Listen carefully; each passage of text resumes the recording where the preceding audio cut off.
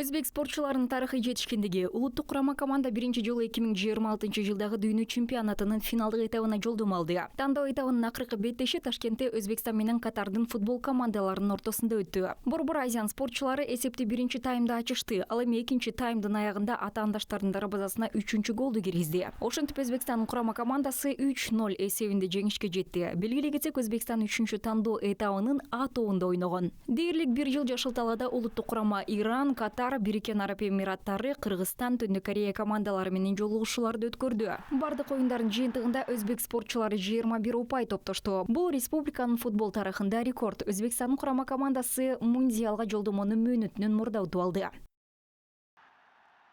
Керемет, космостук саякат жасагандай сезим болду. Бизи колдогон күйөрмандарга терең ыраазычылык айтабыз. Улуттук курама команданын футболчулары жана машыктыруучулары мамлекеттик сыйлыктар менен сыйланышты. Өзбекстандын президенти оюнчуларга ардак наамдарды тапшырды.